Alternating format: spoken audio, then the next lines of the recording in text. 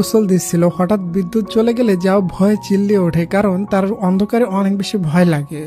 জিজি দৌড় দিয়ে ওয়াশরুমে যায় আর লাইটার জ্বালিয়ে বলে এখানে কে। তবে যখন সে এখানে যাওকে দেখে তখন চলে আসছিল, তবে যাও তার হাত ধরে নেয় এবং বলে এখানে থাকো, আমার অনেক ভয় লাগছে। এরপর গ্যাংয়ের লিডার লু জিজিকে ডাকে। আসলে জিজি ওই গুন্ডাদের মেরে তাদের আস্তানায় আগুন লাগিয়ে দিয়ে এসেছিল। এখানে আমরা জানতে পারি পুরা গ্যাং দুইজনের চালাই, একজন আমাদের হিরো আর একজন জিয়া নামের একটা মেয়ে। জিয়া বলে তুমি এটা কি করেছো, তুমি ওদের আস্তানায় আগুন কেন লাগিয়েছো, আমরা ওই গুন্ডাদের সাথে কোলাবরেট করে বহু কাজ করেছি। জিজি বলে জাওয়ের ফ্যামিলি যে টাকা কর্জ নিয়েছিল ওই টাকা আমি দিয়ে দিতে চেয়েছিলাম, তবে টাকা ফেরত নিতে তারা রাজি ছিল না, তারা জাওয়ের সাথে খারাপ কাজ করতে চাচ্ছিল, তাদের আমি কি ছেড়ে দিব, কখনো না।